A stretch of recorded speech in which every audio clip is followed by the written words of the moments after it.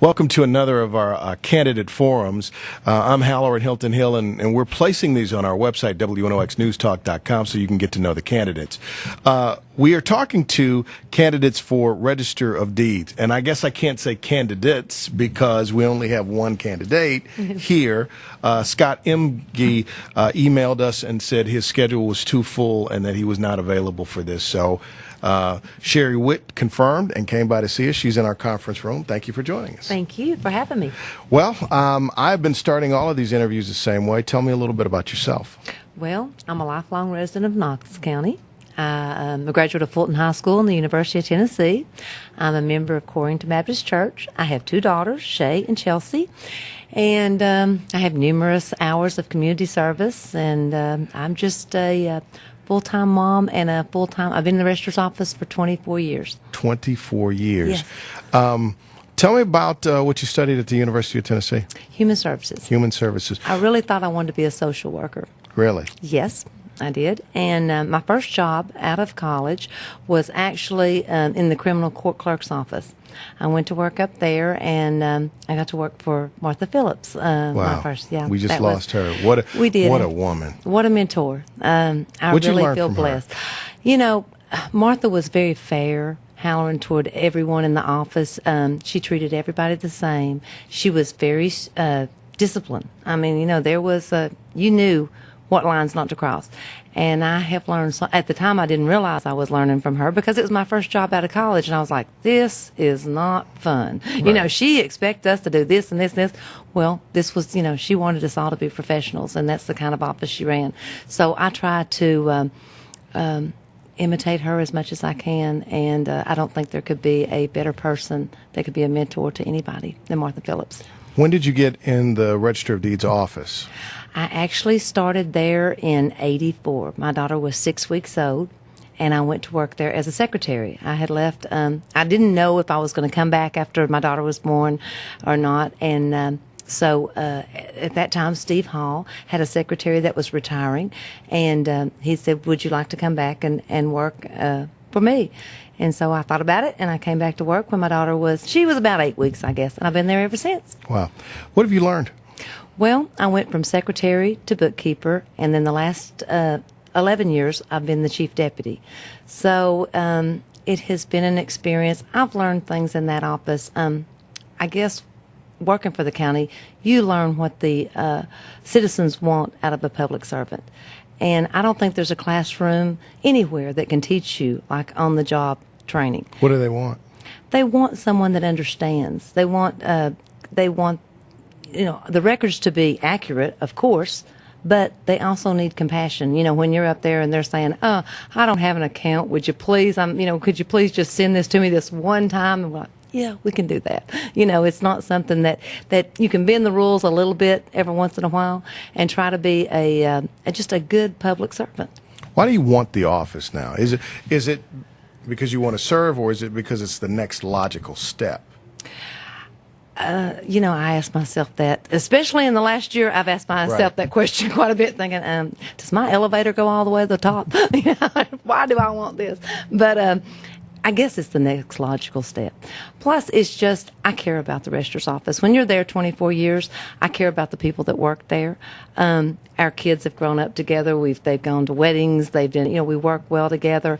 The attorneys, the title companies that use that office, I know how important our records are to them, to their livelihood, and they depend on us. And I feel like the office is just top notch, and I want to keep it exactly where it is. All right, for people who may not know what the Register of Deeds office does, talk a little bit about what it does and the function of that office. Okay, we're responsible for any kind of land transfers, basically is what it is. But we also record other things as well, you know, power of attorneys, liens and warranty deeds, trust deeds, anything like that that has to do with land transfers. How much business goes through that office? How many deeds do you transfer in a given year? I say in a lot of times it's a $20 million. We touch $20 million a year. That doesn't even come close to how many billions of dollars that we touch outside, not the actual money that comes through. But with transfers through Right. there.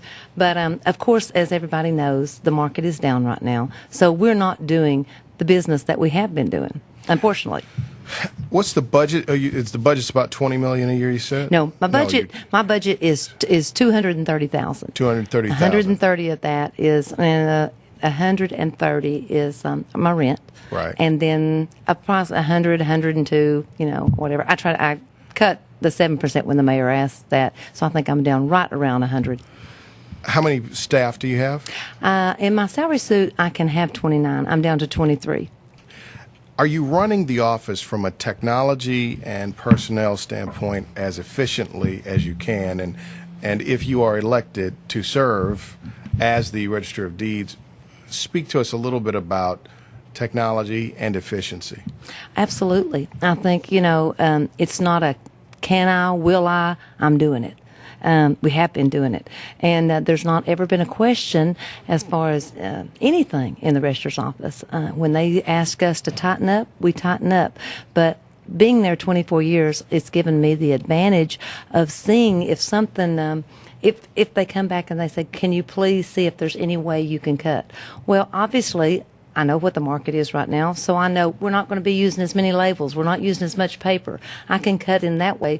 Now, if the market comes back, and we hope that it will, we'll have to readjust at that time. One of the big things is trust. Mm-hmm. As you're out there campaigning, I'm sure you're running into this. Yeah. How will you make sure? What do you want to say to the people watching this today about trust and integrity in your office and personally? I think that is one of the most important issues that's facing anyone that's running for office right now, is bringing the trust back to Knox County government. As I said before, the registrar's deed, the registrar's office has never been involved in any of this controversy. Do we get affected by it? Absolutely, because we're in Knox County government. But it's really not fair for some of the offices to be thrown into that. But as my pastor says, if you want to see fair, go out to Magnolia the 1st of September every year, and that's what you'll see fair. Life isn't fair. But we've had to adjust, and, I can't imagine the public not feeling that they can trust us. I hope that I've never given them that feeling. Let's talk about this economy and what you're seeing in the economy in terms of the deeds flowing through your office. This is directly impacting you. Absolutely. Not only the mortgage side of it, but the bank side of it as well. Speak to that, and speak to how you might have to prepare yourself and your staff, should you be elected, for what could happen in a soft year next year. Well, I wish I could pat myself on the back and say, oh, I have reduced my staff to 23 people.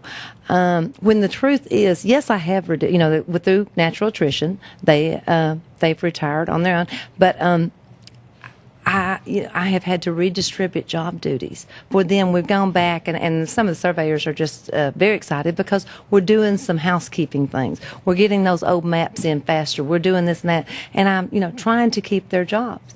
But, like I said, we're hoping that it will go back, that the economy will come back up, but we don't have any control over that whatsoever. So we just have to do the best we can. Let's talk about management. This is a management position. You've got to lead people. You've got to lead a team. You've got to provide a service to the community. I want to talk management, and then I want to talk customer service. What kind of manager are you, and what have you learned about managing people? I think that the employees in the registrar's office will tell you that I will never ask them to do anything that I won't do myself. I've worked almost every job in the registrar's office. That wasn't because I had to, it's because I wanted to, and I'm nosy, and I like to know what makes this function. So I've just done it all, and so I realize when I'm asking them to do something, what to ask them, what different personalities fit where, and some people are front counter people that deal with the public all day long. We have I didn't create the facts. The facts were created for